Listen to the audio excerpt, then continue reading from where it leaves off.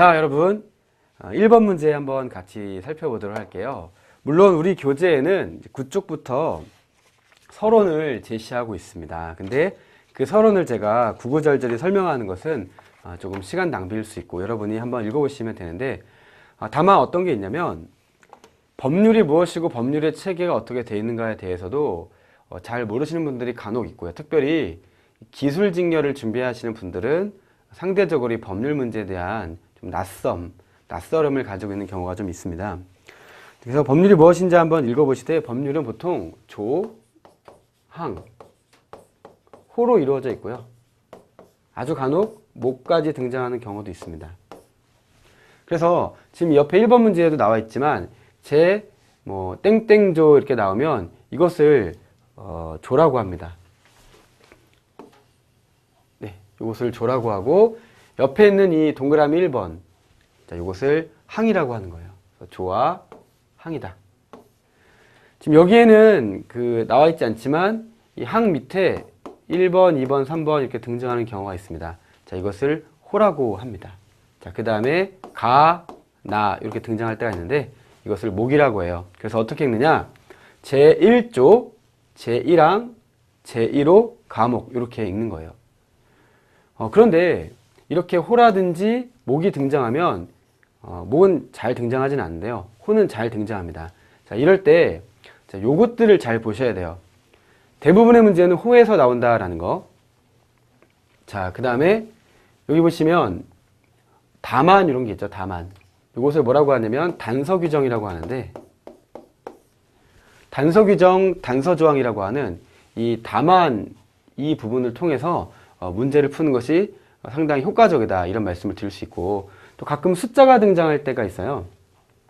그러면 그 숫자를 어떻게 파악할 건가, 자, 이런 것들이 이 전체 이 법률 문제를 품에 있어서 하나의 요령인 것은 분명하거든요. 제가 이것을 교재에 다 써놨습니다. 다 써놔서 이 9쪽부터 나와 있는 내용들에서 쭉 읽어보시면 되는 그런 부분들이에요. 그래서 그런 것들을 제가 한 방에 정리해 놓은 페이지도 있습니다. 그래서 특별히 지금 우리가 하는 이 첫 번째 유형은 규정형입니다. 그래서 이 규정형은 법률 문제 어떻게 구성되어 있고 전체적으로 어떻게 이 규정형을 풀 것인가에 대한 제가 서술을 해 놓았어요. 그래서 그것을 그냥 일축해서 이 교재 28쪽에 1번 문제가 수록되어 있고요. 또 거기에 이렇게 제가 써놨는데 그것만 읽어드리고 이제 전체 인트로를 가볍게 가름하고 이제 1번 문제를 풀도록 할 텐데요. 자, 지금까지 살펴본 핵심들을 정리해 봅시다 하고, 1번 단서규정, 예외규정을 우선적으로 살펴보자. 이 단서규정은 이렇게를 괄호로 묶을 수가 있습니다. 이것을 단서규정이라고 하고 예외규정이라고 합니다. 그래서 요것에서 선택지가 꼭 활용되기 마련이니까 유의해서 보십시오라는 그런 말이고, 또 가끔 이 밑에 보면 당구장 표시가 있는 경우가 있는데 이것을 각주라고 합니다. 그래서 이 각주에서 거의 정답이 나오는 경우가 대부분의 문제였습니다. 그래서 각주, 빠르게 파악한다라는 거.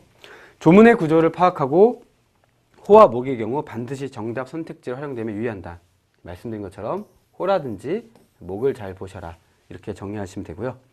또 조문의 세부 내용 중 and나 or를 잘 구분하는 것도 중요하다고 썼고요. 또 괄호가 등장하면 괄호 또한 주의 깊게 보십시오라는 거랑, 또 규정형에 대비해서 지금 우리가 규정형을 보려고 하는 건데 평소 다양한 법률들을 좀 봐두셔라. 특히 목적이나 정의, 적용 범위 등이 나와 있는 그런 문제들도 가끔 있는데 그런 것들을 대비해서 미리미리 좀 봐두셔라라는 거고요.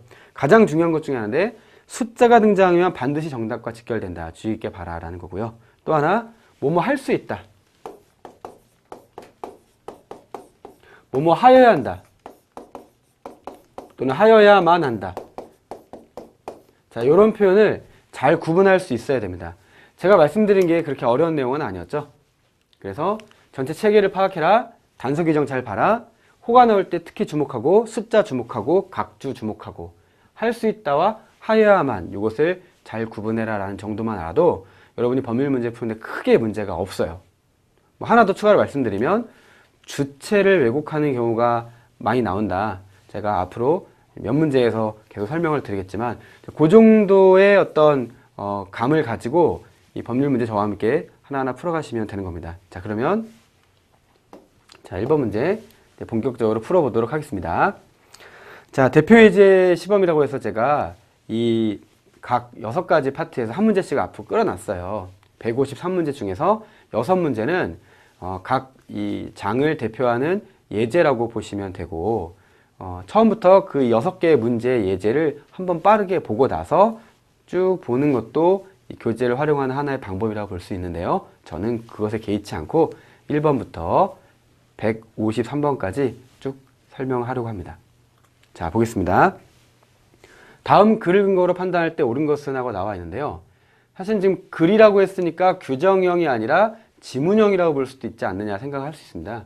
좀 잘못 나온 부분이에요. 그래서 다음 규정을 근거로 판단할 때 이렇게 하는 것이 맞고요. 이렇게 글이 아니죠, 사실은. 그래서 이렇게 몇몇 조, 저는 이것을 1 이렇게 말할 건데, 자, 그러면 여기다가 제가 1이라고 써보겠습니다. 제 1조, 제 2조, 제 3조가 되는 것이죠. 전체 3개의 조문으로 되어 있고, 1조는 1항 2항, 2조는 1항 2항, 그 다음에 3조도 1항 2항으로 되어 있는 그런 구조예요. 자, 이 구조를 제가 옆에다가 따로 써보겠습니다. 자, 1조 1항과 2항, 2조 1항과 2항, 3조 1항과 2항이에요. 자, 제가 이것을 쓴 이유가 있습니다. 잠시 후 말씀드리겠고, 일단은 저는 이 법률 문제를 분해해 주마 이런 강의를 하려고 하는 게 아니라, 맞긴 맞지만 어떻게 하면 이 문제를 빨리 풀 수 있는지에 대한 팁을 좀 많이 말씀드리려고 해요. 이 강의의 가장 큰 취지가 그런 거예요. 자, 보시면은 가장 분량이 긴 데가 어디냐? 여기죠. 여기랑 여기예요.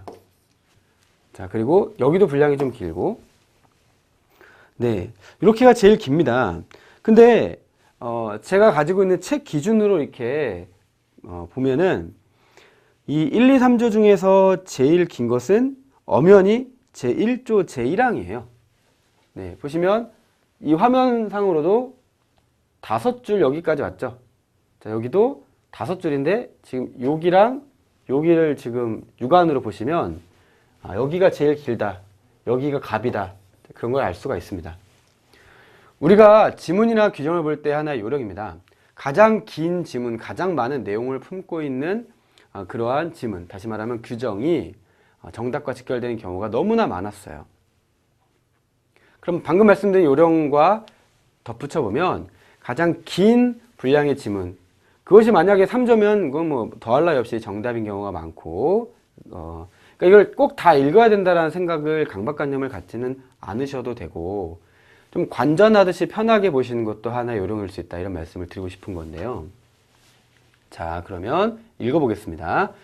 자, 군 위탁생은 육군, 해군 및 공군, 각 군이라고 한다 에서 시행하는 전형과, 자, 과를 끊고요. 해당 교육기관에서 시행하는 소정의 시험에 합격한 자 중에서 끊고요. 자, 생각을 해보세요.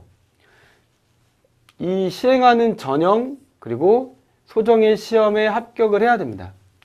네, 그러니까 전형이라는 거는 꼭 시험만을 말하는 건 아닐 거고, 나아가 시험에도 합격을 해야 된다. 두 가지를 요구하고 있습니다.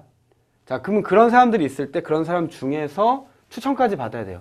추천을 해야 되고, 또 그걸로 끝나는 것이 아니라 임명까지 해야지 군 위탁생이 될 수 있다, 이렇게 이해하시면 되겠죠.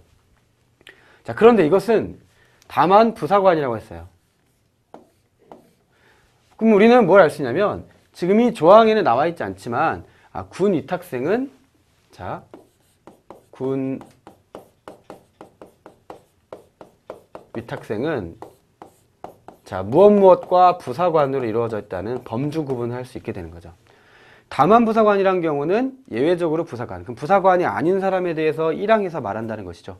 자, 그래서 이것을 보통 우리는 여기 나와 있지 않죠. 하지만 장교라고 부를 수 있어요. 장교와 부사관을 이렇게 제1조 제1항에서 나누고 있구나.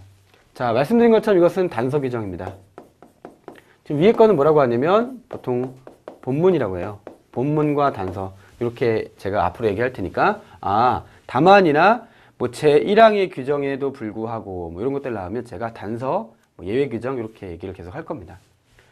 자, 제2조에 보면, 제1조 제2항에 보면, 자, 임명권자의 허가가 있어야 된다는 거죠. 자, 요거는 논리학적 기호로 표시하시면 이렇게 돼요. 자, 이 허가 없이는 옮기거나 전과할 수가 없다. 자, 이 말은 오직 임명권자의 허가가 있어야만 한다라는 약간 언어 논리스러운 그러한 추론 방식으로 이 규정을 보는 것도 하나의 방법이겠죠.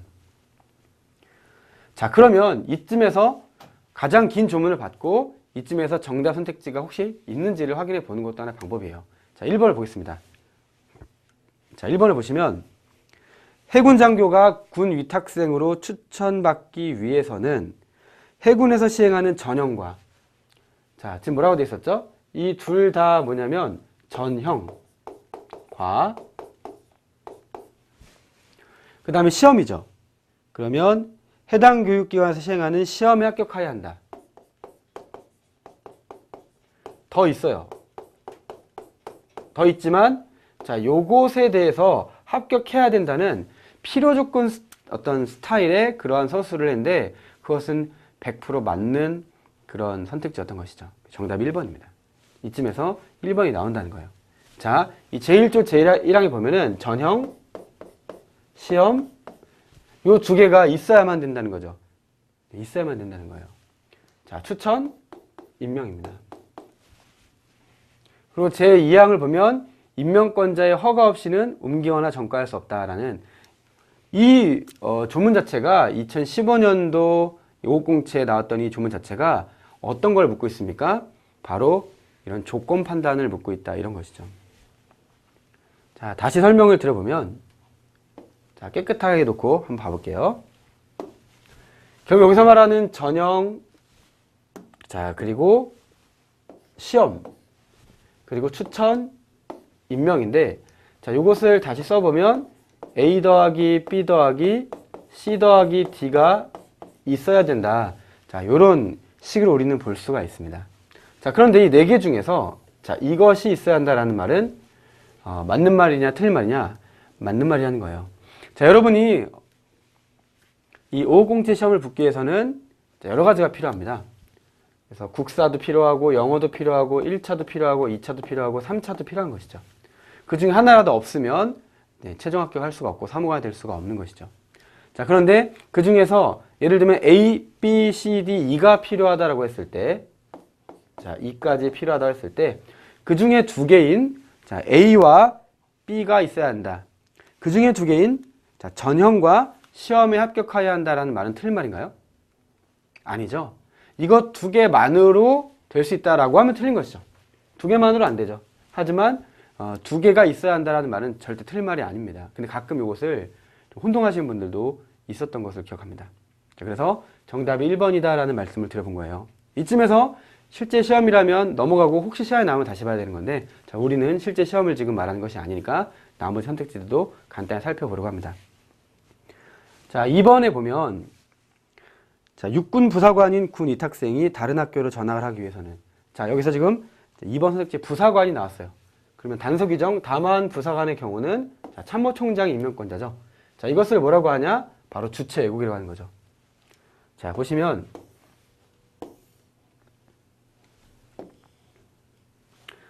자, 여기 육군 부사관이라고 했으니까 부사관의 내용이 있습니다. 자, 누구의 허가를 받아야 하느냐? 국방부 장관이라고 이렇게 주체의 왜곡을 하고 있습니다. 방금 전에 제1조 제1항 단서에 뭐라고 되어 있었습니까? 자, 부사관의 경우에는 각군 참모총장이에요.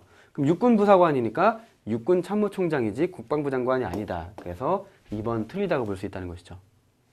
자, 3번 석사과정을 우수한 성적으로 마친 군 이탁생은 소속군 참모총장의 추천이 없어도, 자, 뭐가 없어도 라고 되어 있지만, 자, 우리가 뭘 살펴봤죠? 제1조, 자, 제2항에 보면은, 자, 이 군 이탁생은 임명권자의 허가 없이 뭐 교육기관 옮기거나 전과할 수 없다. 자, 이런 내용들이 있었고, 또, 자, 이 관련 학문 분야의 박사과정에 진학하여 계속 수학할 수 있다라는 부분도, 자, 보시면 바로 여기 있죠. 자, 요런 것들. 그러니까 뭐가 있어야만 된다. 임명권자 허가가 있어야만 된다. 또 여기서 말하는 것처럼 소속군 참모총장의 추천에 의하여라고 했으니까 추천이 있어야만 한다. 자, 그런 내용으로 볼 수가 있어요. 그래서 지금 이 박사과정이라는 것은 여기를 연결해야 되는 거겠죠. 여기. 그래서 지금 이 3번 선택지의 경우는 이 제3조 제2항을 연결하는 게 맞겠죠. 그래서 자, 박사과정. 여기에서 소속군 참모총장의 추천에 의하여라는 것은 필요 조건으로 볼 수 있고, 추천이 없어도 수학할 수 있다는 것은 역시나 틀리다. 이렇게 얘기를 하면 된다는 것이고요.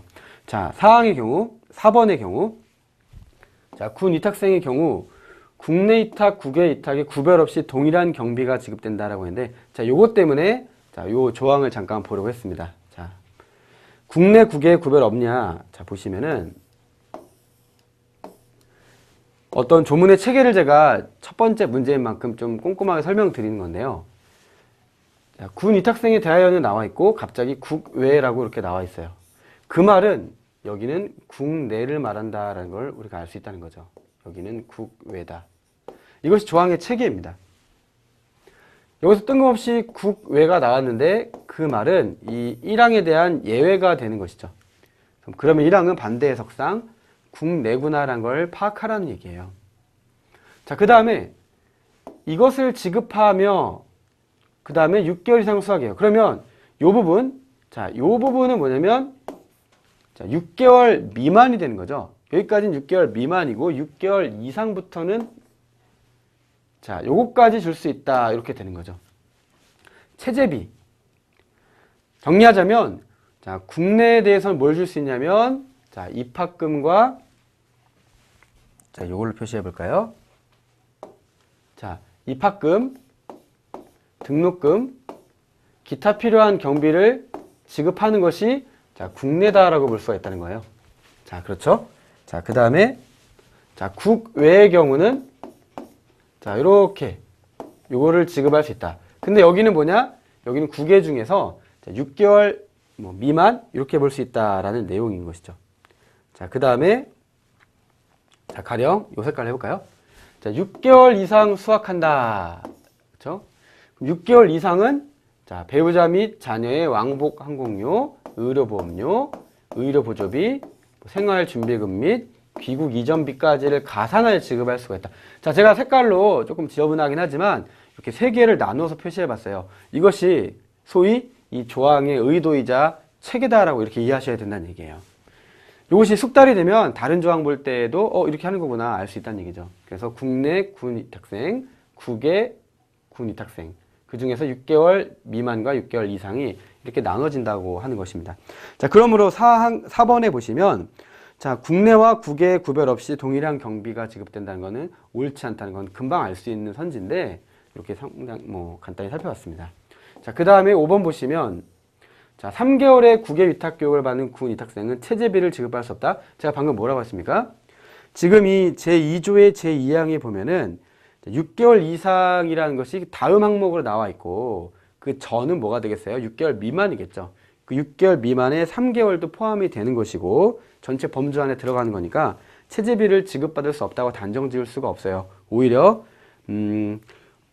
왕복 항공료 및 체재비를 지급한다라는 요 항목에 해당이 되기 때문에 자, 5번은 틀린 것이다 라는 것을 알 수 있고 정답은 1번 하나만 옳은 그런 선지가 된다고 말씀드릴 수 있다는 얘기죠. 제가 1번이기 때문에 좀 자세하게 선지들을 하나하나 말씀을 드려봤습니다.